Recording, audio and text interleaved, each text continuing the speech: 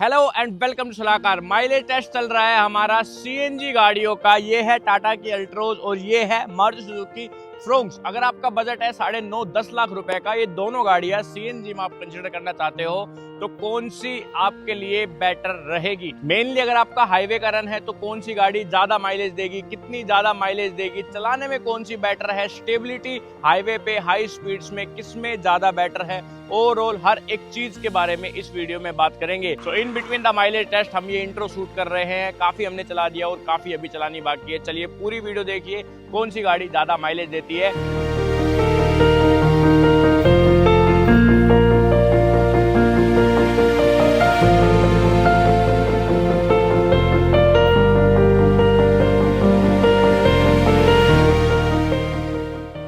Okay, सो CNG pump पे हम आ चुके हैं। दोनों ही गाड़ियों में हम 3-3 केजी गैस अभी करवाने वाले हैं और फिर इसको प्रॉपर हाईवे पे चलाएंगे। बस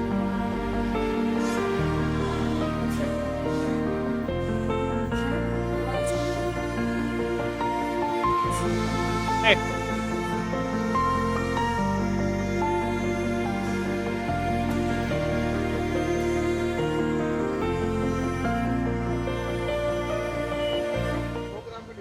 सो सीएनजी हमने फिल करवा ली है। अल्ट्रोज में थोड़ी ज्यादा आई है, 3 किलो 118 ग्राम सीएनजी आई है, बट फ्रोंक्स में अपनी में एकदम ही करेक्ट 3 किलो सीएनजी आई है। मीटर रीसेट कर देते हैं, एक बार आपको ओडोमीटर चेक करवा देते हैं कितनी क्या रीडिंग है। आ जाओ एक बार पे चेक करो। ओडोमीटर की रीडिंग है 1871। और अगर मैं आपको सीएनजी ट्रिप की दिखाऊं, डोर ओपन, एक बार डोर बंद करना। ये देखो सीएनजी ट्रिप जो है वो हमने जीरो कर ली है। एक बार और मैं इसको जीरो कर देता हूँ। फ्रोंक्स का एक बार मैं आपको चेक करवाता हूँ ओडोमीटर। ये रहा जी फ्रोंक्स का ओडो, और इसकी भी ये अगर आप देखोगे ट्रिप ए, सो ट्रिप ए जीरो जो है वो हो चुकी है। एंड अगर मैं आपको ओडो रीडिंग दिखाऊं तो यहाँ पे 3580 किलोमीटर जो है ये गाड़ी अपनी चली हुई है। अभी देख लो सीएनजी के इसमें आज कितने आ गए, 1 2 3 4 5 जो है पॉइंट आ गए हैं। लगभग आधी टंकी जो है उसकी सीएनजी की आ गई है। हम जो है वो हाईवे पे जाएंगे, केएमपी एक्सप्रेस वे पे जाने वाले हैं। केएमपी से फिर कटरा वाले हाईवे पे जाएंगे और कटरा से यू टर्न जो है लेके फिर वापस अपनी डेस्टिनेशन पे यहाँ तक आ जाएंगे। तो गाड़ी जो है वो एवरेज स्पीड मेरे हिसाब से 70 to 80 के आसपास होनी चाहिए। केएमपी में थोड़ी सी भीड़ रहती है, कटरा वाला फ्री रहता है। कटरा पे जो स्पीड है वो भी 120 की स्पीड लिमिट है, बट हम उस पर भी थोड़ा सा कोशिश करेंगे कि 100 के आसपास ही क्रूज करें। कटरा वाले पे हम ज़्यादा लंबा नहीं जाएंगे। सो आप ये मान के चलो कि ये जो हाईवे माइलेज टेस्ट है ये 80 to 90 के स्पीड बैंड में जो है वो रहने वाला है। एंड आज हमारी टीम में है विकास जो हमेशा रहते हैं। सो ये मेरे साथ जाएगा गाड़ी में, और यहाँ पे अमित है। अमित और राहुल जो है वो अपने जाएंगे इसमें फ्रोंक्स में। आधे रास्ते के बाद जो है हम चेंज करने वाले हैं ड्राइवर। मैं थोड़ी देर फ्रोंक्स चलाऊंगा और राहुल जो है वो थोड़ी देर चलाएगा अल्ट्रोज। ड्राइवर आज मैं और राहुल ही रहने वाले हैं, ये दोनों गाड़ी नहीं चलाएंगे। सो एक फेयर माइलेज टेस्ट करने की कोशिश करेंगे कि ड्राइविंग का अगर बिहेवियर भी सेम रहे तो गाड़ियाँ कितनी माइलेज देती है। 80-90 की स्पीड। तो क्रूज सेट कराएंगे ना, क्रूज में बस ही चलाएंगे। क्रूज में हमारे में तो फीचर आता है, तुम्हारे में नहीं आता तो हम क्या करें? हमारी में भी है वो फीचर। कहाँ है अभी चालू नहीं करवाया उसको। वो? तो जुगाड़ है ना आपके, तो टॉप वेरिएंट सीएनजी में नहीं आता क्रूज कंट्रोल। इसमें वो जुगाड़ नहीं हो सकता, उसमें जुगाड़ होकर भी कामयाब हो जाएगा। इसमें वो जुगाड़ होकर नहीं चलेगा। इसमें तो बिना जुगाड़ी का है। इसके तो second base variant, pure variant से क्रूज कंट्रोल आता है, जुगाड़ करने की जरूरत ही कहाँ है। ओके, तो चलिए चलते हैं। सीट बेल्ट की वार्निंग आ रही है क्योंकि पिछले वाली सीट की ना एक सीट बेल्ट नहीं लगी हुई है, और सीट बेल्ट नहीं लगी होती है तो ये आवाज़ जो है करती रहती है क्योंकि लोड लिमिटर नहीं आता है। सो थोड़ी देर बोलेगी, उसके बाद चुप हो जाएगी। सेम अपनी फ्रोंक्स में भी सेम चीज़ है।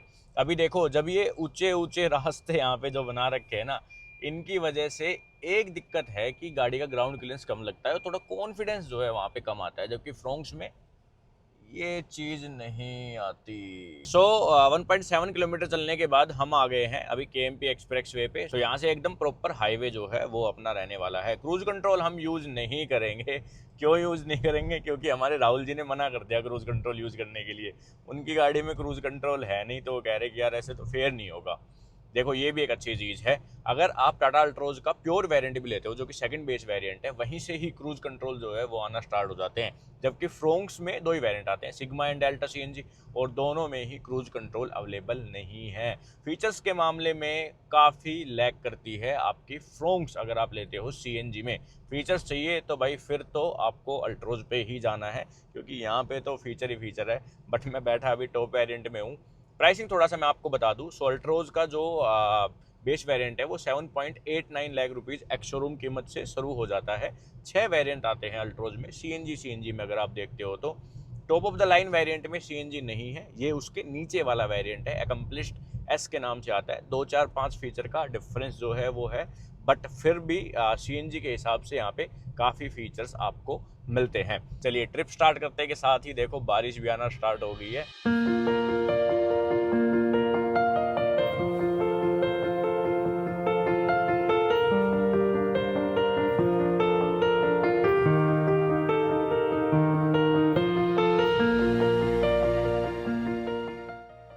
बारिश के टाइम पे अभी एक चीज़ मैंने नोटिस की, जैसे गाड़ी थोड़ी सी नीची हाइट की है, तो कोई भी गाड़ी साइड में से जा रही है तो उसकी जो स्प्लैश है वो डायरेक्ट विंड स्क्रीन पे आ रही है, जो कि विजिबिलिटी को थोड़ा सा डिस्ट्रैक्ट करती है।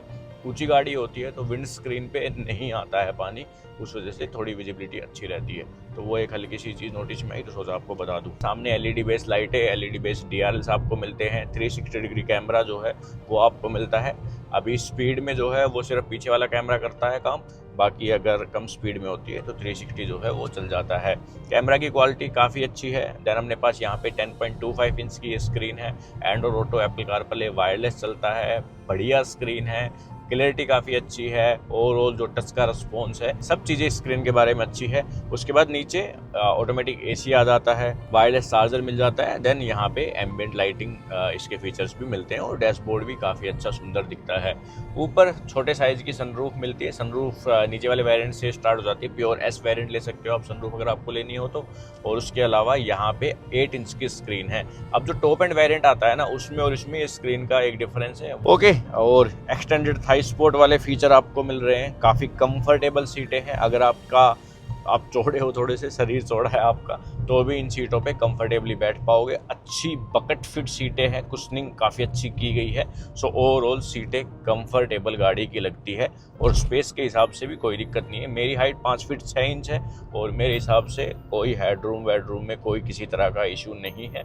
और मेरे बैठने के बाद पीछे भी देखोगे आप तो पीछे भी इनफ स्पेस मिलता है कि एक 6 फीट का बंदा बैठ सके। ओके, सो 42 किलोमीटर हम चल चुके हैं केएमपी एक्सप्रेस वे पे, और टाइम हो गया है 41 मिनट्स। एंड फ्रोंक्स भी हमारे पीछे पीछे ही आ रही है। जस्ट हमने 360 डिग्री वाला बटन दबा के इसको ऐसे ऑन छोड़ रखा है, सब पीछे आते हुए देख रहे हैं। अभी ये रोड देखो, ये इस रोड में ना काफ़ी एंडुलेशन हो चुके हैं, मतलब कंडीशन इसकी थोड़ी सी ऐसी हो गई अब बेचारे की केएमपी एक्सप्रेस वे की। दूसरी चीज़, ये उतना प्लेन रोड नहीं है, सो हल्की हल्की रोड नॉइज जो है वो आ रही है गाड़ी के अंदर। हवा की आवाज़ें नहीं महसूस हो रही है। थोड़ी थोड़ी जो है वो ORVM के पास से आपको हवा की आवाज़ आएगी, क्योंकि ORVM काफ़ी बड़े साइज़ के गाड़ी के हो गए हैं, काफ़ी बाहर निकले हुए हैं ना गाड़ी से, तो इस वजह से जो एयर कट होती है उसकी आवाज़ आती रहती है। कोई अननेसेसरी रैटलिंग नॉइस नहीं है, कोई भी किसी भी तरह की आवाज़ नहीं है। गाड़ी नहीं है बट फिर भी रैटलिंग नॉइस कहीं से नहीं आ रही। कोई भी ऐसा पार्ट नहीं है जो चरमरा रहा हो। 80-90 के आसपास हम ड्राइव करते हुए लेके आए वहाँ से यहाँ तक। CNG का बार भी देखोगे आप तो अभी एक बार CNG का बचा हुआ है। अभी रिजर्व मोड में नहीं आई है CNG, रिजर्व मोड में आ जाएगी तो ये बार जो है वो ब्लिंक करने लग जाएगा। एंड ऑडो रीडिंग दिखा दूं मैं आपको तो 1915 हो चुकी है हमारी ओडोमीटर रीडिंग।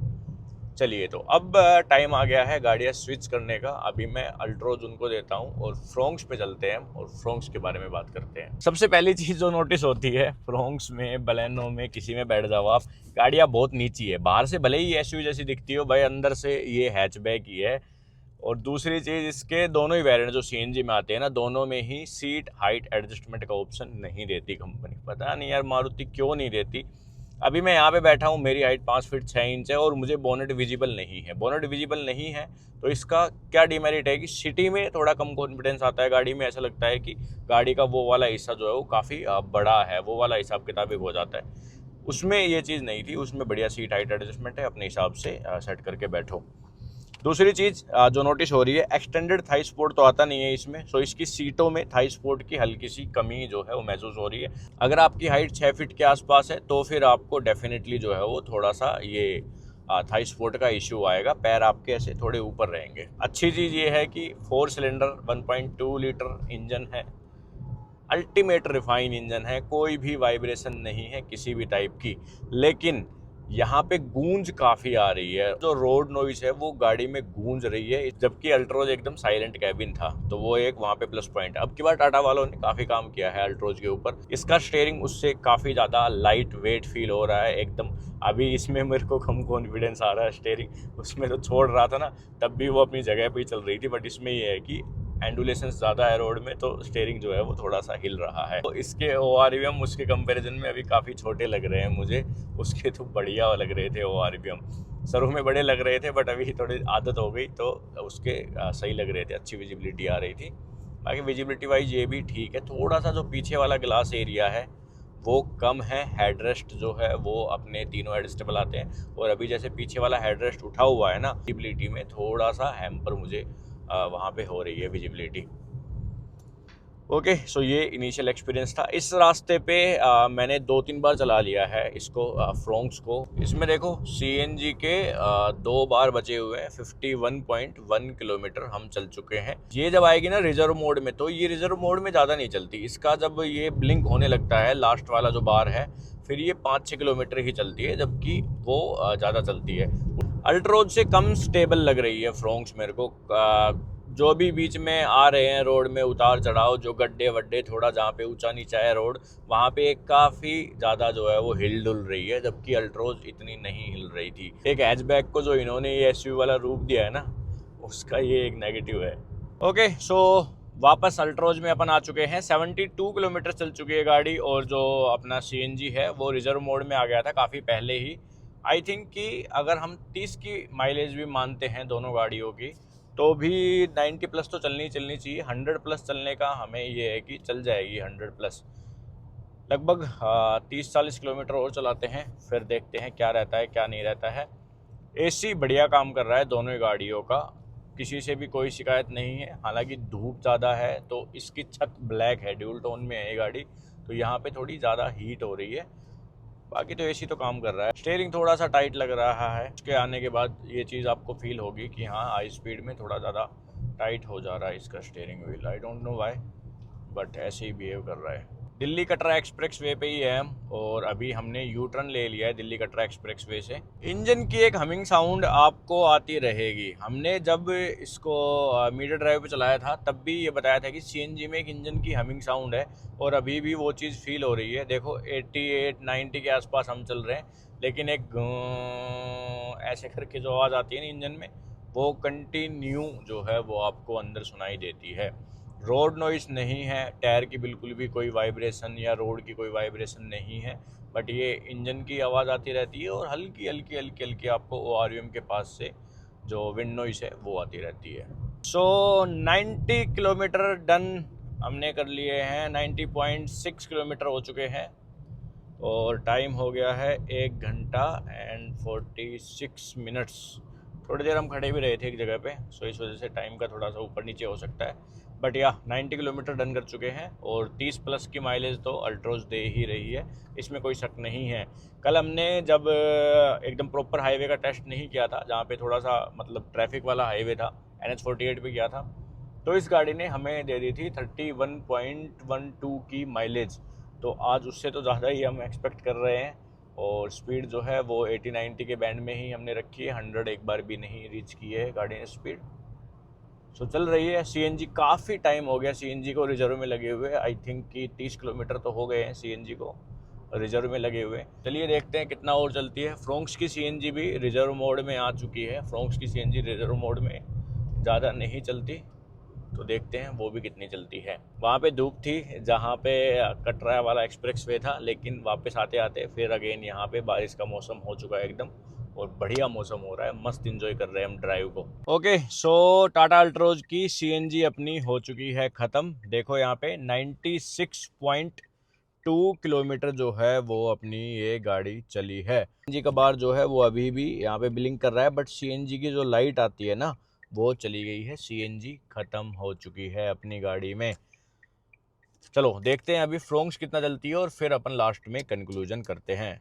हमारी किस्मत देखो कितनी बढ़िया है, जहाँ सीएनजी ख़त्म हुई वहाँ से 100 मीटर आ गई सीएनजी पंप है, वो भी केएमपी एक्सप्रेस वे पे, और वो अभी चलते रहेंगे। उनकी थोड़ी दूर जाके ख़त्म होगी, फिर उनको 30-40 किलोमीटर पेट्रोल में चलानी पड़ेगी और हम चलाएंगे सस्ते में सीएनजी में। ओके, सो फ्रोंक्स की भी सीएनजी ख़त्म हो चुकी है और बारिश आ रही है। मैं एक बार आपको फटाफट से दिखा देता हूँ और फिर बाद में जाके हम जो है वो एक बार देख लेंगे कितनी चली। 103 किलोमीटर चली है। कितनी चली? 103 ही चली है ना? 103 किलोमीटर चली है ये फुल, मतलब जितनी सीएनजी आई थी उसमें, और उससे लगभग आप ये मान के चलो वो 96.2 चली है।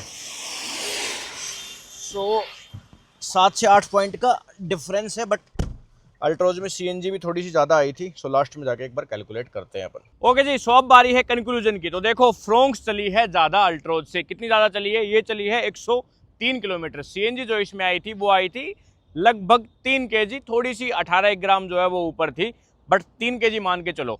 इसमें अल्ट्रोज में सीएनजी ज़्यादा आई थी, इसमें आई थी 3 किलो 118 ग्राम। सो लगभग फ्रोंक्स से 100 ग्राम ज़्यादा सीएनजी थी और ये चली 96.2 किलोमीटर। अगर अपन कैलकुलेट करते हैं, सो अल्ट्रोज ने हमें माइलेज दी है 30.85 किलोमीटर पर केजी की, यानी कि 31 के करीब माइलेज हाईवे पे दी है, जब हमने इस गाड़ी को 70, 80, 90 के आसपास जो है वो स्पीड बैंड में चलाया। एंड फ्रोंक्स ने माइलेज दी है 34.18 की। सो अल्ट्रोज से मोटा मोटा ही मान के चलो कि 4 पॉइंट एक्स्ट्रा फ्रोंक्स ने माइलेज दी। ड्राइविंग के दौरान हमने आपको बता ही दिया था कि किस गाड़ी में क्या पॉजिटिव है क्या नेगेटिव है। सो वो सब चीज़ें आप एक बार देख के अपने लिए एक सही गाड़ी चूज कर सकते हो, एंड हम भी आपको थोड़ा सा गाइड कर देंगे कि आपके लिए कौन सी गाड़ी बढ़िया रहेगी। So thank you so much for watching this video. ऐसी वीडियोस हम आपके लिए लेके आते रहते हैं, और चैनल पे बने रहिए एंड बेल आइकन को जरूर प्रेस कर लीजिए आने वाली वीडियोज़ के लिए।